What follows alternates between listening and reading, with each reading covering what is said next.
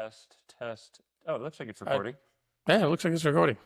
All right. Do you want to pause for a second and give yourself a nice image that we can use for the thumbnail?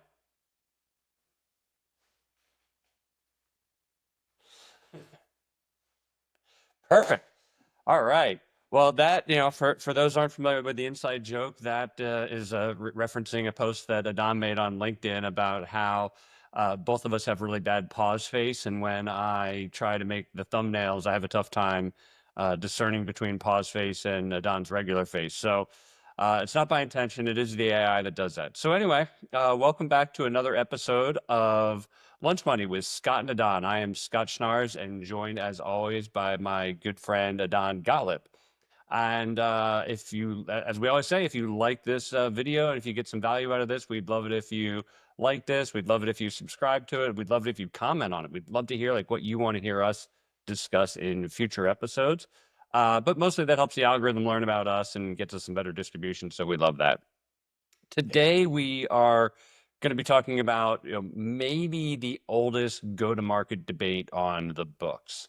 And the question really is, who should BDRs and SDRs report into? Should they report to sales? Should they report to marketing? Do things change if there's a CRO? How does all of this roll up to who gets the goods when it comes to SDRs and BDRs? And what we're going to try and do, and even though I think as we were preparing for this call, both of us admitted that we were a little bit biased to it, we do want to take as unbiased a view as possible on this. And we're going to talk about both sides of this coin. We're going to talk about should it report to sales and what's the pros and cons of that? Should it report to marketing and what's the pros and cons of that?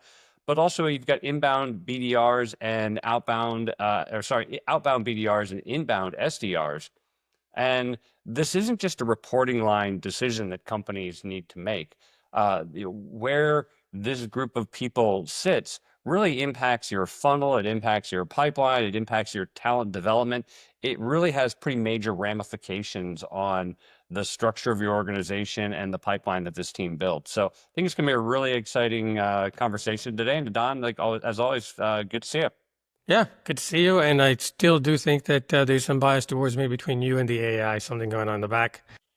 But to the topic of today, I think you're absolutely right. I mean, it is an age-old question about where do they land, and we've seen it different in every org, and we've seen it going really, really bad and going really, really good.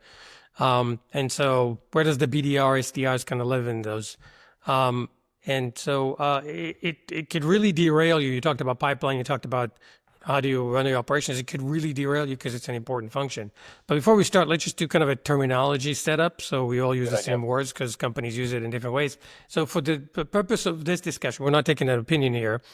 We'll refer to the BDRs as the outbound reps. So they do the cold call prospecting, building pipeline from scratch, reaching out to companies, and we'll use the SDR for the terms of the inbound focused ones, the ones that respond to people that raise their hands, ask for demos, do content downloads and others. So just for that purpose of the discussion today. So BDR outbound, SDR inbound.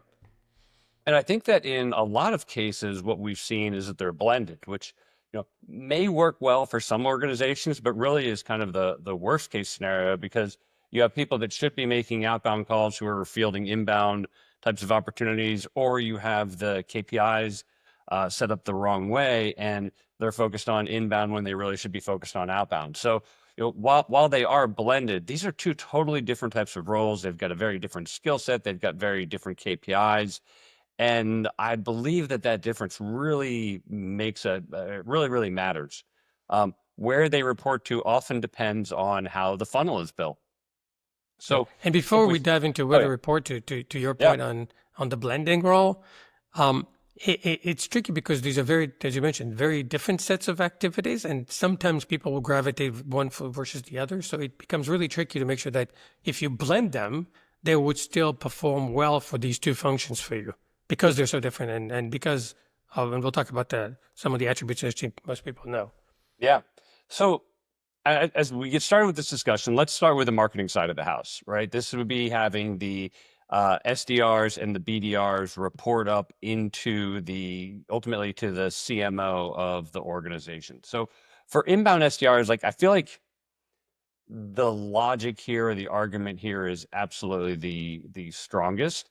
Um, ultimately, at the end of the day, marketing owns top of funnel. Like, they are responsible for getting the MQLs in. They are responsible for making sure that everything is routed properly, that the SDRs are getting that. And I think that it's really critical that when leads come in, that somebody is there to qualify them in, as close to real time as possible. When Edan and I were at Cloud and Area, I think we had a 30-minute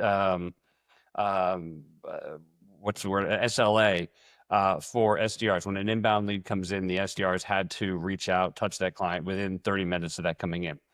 And by having that inbound SDR team report into marketing, it creates a really nice, clean loop so that when the campaign goes out, a lead comes in, the SDR is all over them like white on rice, and marketing can very quickly learn what's working and not. So from a testing and managing and seeing how this thing flows, like having inbound SDRs report up to marketing, probably makes a lot of sense. Yeah, and even if you look at the outbound motions of the BDRs, right? Where it makes sense in the reporting to marketing is that it fits really well to, again, the campaigns that they're running. So marketing is building campaigns to reach out, like events and content syndications and intent data sometimes that you pick up now from the web, and there's the connection makes sense because you'll be the function that executes and follow-ups on it. So also helps them to adjust and make sure that the messaging is very consistent and accurate as they go and reach out to these people from the signals that they got. 100%. What about when you think about outbound?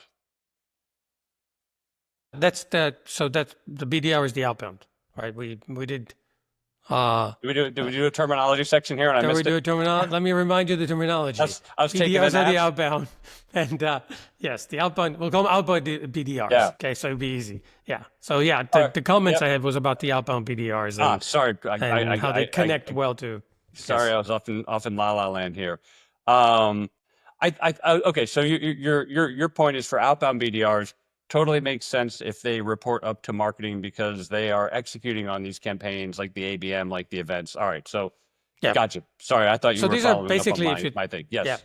and if you I'm on think board. about it, these are signals that you requires an outbound motion, right? It's not somebody who raised their hands or somebody that asked for something. Right. There's these guys that either you saw a signal or you sent some stuff out or generally hovered or been in an area you think will be relevant, and you run outbound motions against these guys. Yep. Got it. Okay. So, which I think it makes a lot of sense, except for the fact that most marketers that I've worked with, with very few exceptions, aren't great sales coaches. Um, they don't necessarily always know how to build like a great cold call script or to coach somebody through a no-show or to how to deal with objective handling or objection handling. All of those things really create great SDRs. And if they're not having that kind of regular check-in with somebody that has that constant sales motion, they might not necessarily do as well as one would like. Well, there's two things we're starting to dip into here, right? And this is getting into more of salesmanship kind of side of things, 100%. right? So the one of them is, as you mentioned, the outbound motion starts dipping into these other conversations that are already kind of at the edge or the beginning of a sales process where the interaction is differently and the behavior different. It's no longer about capturing a lead or identifying something. So you need that kind of more of a salesmanship side of it. And the other one, even when it extended, there's all these discussions about how much of the sales process might be now catered by the marketing world or by the prospects doing it by themselves. Then now you really might go into deeper into the sales process. And so you really need to start putting and implementing sales elements into that kind of motions. And as you mentioned, in the marketing world, this is not how they wired in their experience. And so they might, be struggling doing that. One other point I'll add to the challenges under the marketing is that the feedback loop now become a little bit fuzzy because the marketing world is a very Absolutely. KPI driven. They got their cadence going in a really good way. But you might gravitate towards these specific KPIs. It would be meetings, MQLs, lead numbers, all these things versus the aspects of the pipeline and how well it converts and what revenue came out of it. So you kind of create this wall between the execution on the pipeline versus the creation of the pipeline. Yeah, I can 100% see that. So then comes the case of, okay, maybe this should be owned by sales. So let's talk about that one. And I think, and I'm a little bit biased on it, so I'll call it out, but I think especially if we talk about the BDRs, outbound BDRs, you Scott, and this is usually a place that they would more often thrive at when they're part of the sales world. When they're reporting to sales, there's just more about orientation towards the sales types of results that they're looking for. And so nobody wants fluffy meetings. Nobody wants to touch the KPIs. The indicators are good, are important, but you really only get judged by the end results. And so the BDRs become more, or the outbound, folks are more gravitated towards this when they're part of sales. Yeah, and I think that when you have a sales leader, that person is going to be closer to the end goal. Like what they care about is closed or won deals, and they know how to coach for that conversion. And when you have BDRs that are rolling up into sales, they, in my experience, they more quickly become salespeople than marketing people. And I think that we can talk about career development as well, but I think you have a lot of BDRs and SDRs that want to become AEs. So just having them in proximity to the AEs can be a huge growth driver. They can hear from the AE, they can get coaching from the AE, they can just sit and be tied to the hip there for every single interaction that they have. And plus, kind of like I mentioned earlier on the marketing side, here on this side, the pipeline accountability is going to become a lot clearer, right? Because you don't get the classic kind of, oh, I'm the SDR, I did my job, I got you the meeting, I got the MQL, I got the stuff, and now it's about sales, and sales saying, well, this was a crappy meeting, and finger pointing, because it's the same team. So it's like, you got what you brought in, we take it in together, and so you get a much better accountability and execution on the pipeline. Now, I like that, and you're 100% right. The risk is, though, and we've all seen this happen, is that sales reps, AEs start treating the BDRs and SDRs like they're almost like a junior admin. And then they start beating up on them and pushing them too hard to get demos. They yell at them for not focusing on qualification. And I've seen that, hey, if the SDR is really good, they really do just get treated like a junior admin for the seller. But almost even worse is if they are a bad SDR or a bad BDR, they get completely ignored.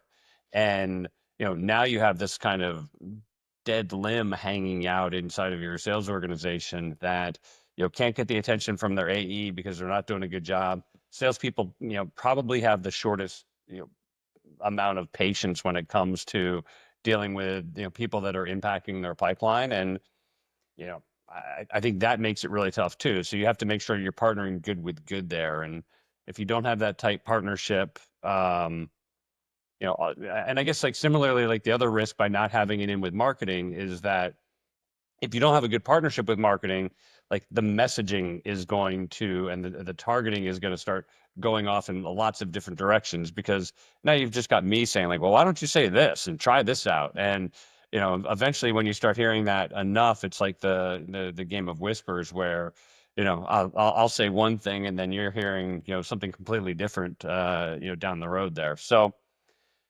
there's risk there. Yeah. And I think it's this, when it's in the sales side, you're risking the disconnection from marketing and the fact that it's not addressed well, but you're also risking, as you mentioned, it's a trap, really. Because if you're really going to be good, then the AE will bring you closer to the AE stuff that they need to help with, which means you'll do less of what you're supposed to do. And if you're bad, they're really going to let you, die out there in the desert. So it really is a tricky place that you have to know how to manage it, not too fed up. Now, Don, what's your experience with trying to split the organizations where you have the inbound SDRs under marketing, the outbound BDRs, I'm paying attention, the outbound BDRs under sales, or they can kind of roll up under this, I don't know, maybe like under a universal RevOps umbrella. If the alignment is strong enough, can that actually work?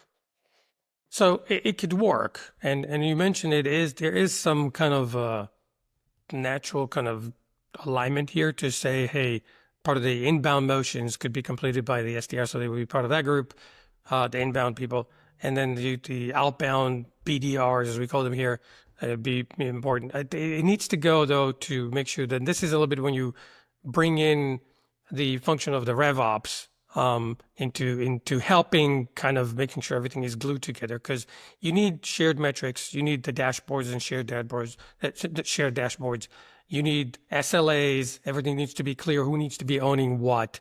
Otherwise, it's going to be a turf war, because you're starting also to talk about attribution and start to go into this very gray area of like, is this an inbound or is this an outbound? If he was on my list for outbound and I did a bunch of stuff and nothing happened, but all of a sudden he signed up for a demo, is it inbound or is it outbound? So you get into a lot of murky places and just created another sets of groups that are going to fight with each other for credit versus getting stuff done. I suppose it also depends on the stage of the company too. If you're a small company and you can only afford 2 SDRs or BDRs, you're probably going to have them do, just like any startup, you're going to have them do everything. So if you're early stage, you might lump them together under sales just to keep it really simple too, because oftentimes organizations hire ahead of sales before they hire ahead of marketing, and that's a completely different subject there. But I do think that as you scale up, that structure becomes so much more important, and having those 2 teams delineated, may make some more sense. Yep. And if your go-to-market motion is mainly product-led or kind of a PLG, then you might even see the SDRs reporting to the growth team or the customer success organization, or so you could even create another layer of complexity. Yeah.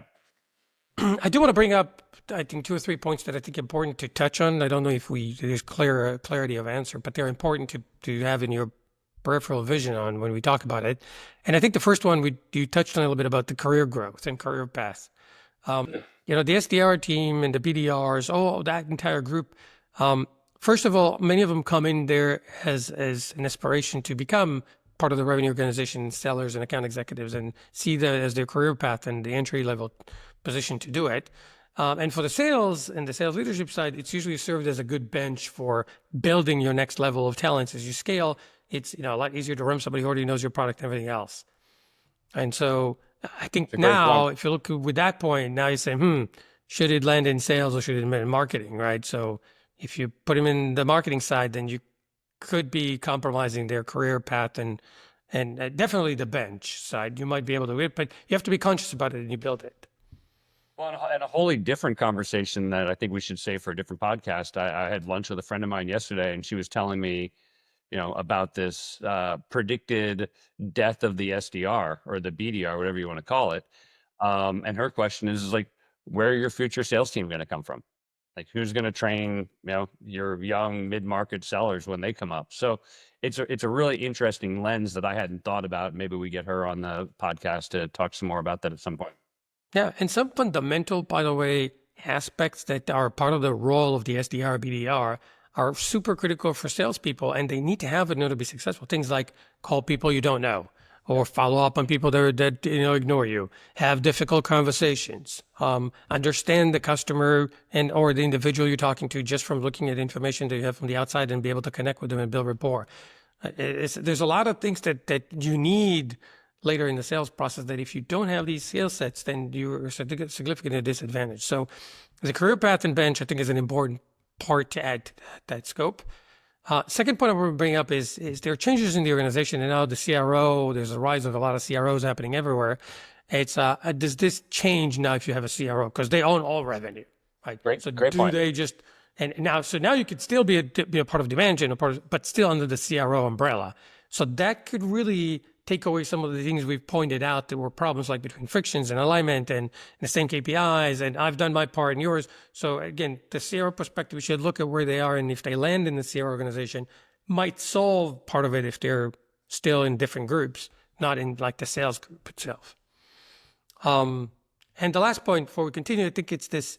There is a motion around SMBs and mid-market sales where you have an inside sales function. We didn't talk about it much, which is somewhat of like an SDR that actually closing smaller deals or smaller transactions.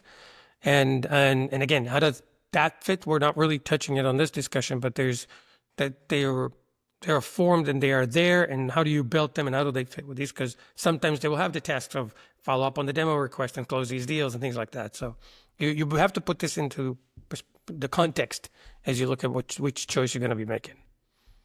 So that's the things I just wanted to those are bring really up. good points. So what do you think? What's the right way to do this? So as almost usual, the answer is it depends. We should change the name of the podcast from Lunch Money to It Depends. It depends. At this point. Maybe it's a lunch money. It depends. But if I had to choose or to give an opinion, I could say that if I look at the inbound SDR motions, they can fit under the marketing organization. Now, I am biased in kind of my personal viewpoint where I'm more leaning towards it's everything kind of under sales, but it could work. I could see how the motions can work when they're part of the marketing organizations, and I could think about how it works. Probably the outbound, when you get into these motions, you would want to have it under sales from everything we've talked about already. Now, all this, if you do it in separate teams, is if they're really, really tightly cross-functionally aligned with not just what they do and their KPIs, but with their leaders and how their leaders are comped and organized and working together. Because you're getting into a lot of problems here if you put them into separate groups. So basically your options like, one group sits in marketing, one group sits in sales, or kind of split them around. It can work, but you just need to be conscious about these things. Yeah. And I suppose like in anything, like the biggest risk isn't so much where do these people report? It's just the general lack of ownership. And whenever I've seen this go completely sideways, it's, but what you were saying the other day, like that, both people are pointing at the other person, expecting it to be there. So, in every scenario, whether you're in sales or marketing or any type of organization or any type of leadership, the teams that are always going to thrive the most are the ones that get the attention, are the ones that get the coaching, the ones that have real quick clarity about what their goals are there. So I think that's going to be more important than like who do they report to in general. And that's the right point, because bad management hurts everything. Specifically here, we're talking about the SDRs and BDR. Those teams will get killed by bad management, not by the org chart. This is why it's so controversial, because like there's cases I can point out they worked and cases where they didn't work, but it goes down to management, and you could completely hurt the whole team, both teams, either way in all constructions. I think that's a great place to leave it. So with that, we'll say thank you very much for joining us on another episode of It Depends. I mean, Lunch Money with Scott and Edan. Again, if you like this, make sure that you like it, you subscribe, you leave a comment. Whatever you can do is always helpful, and we appreciate you taking the time to watch it. Thanks so much.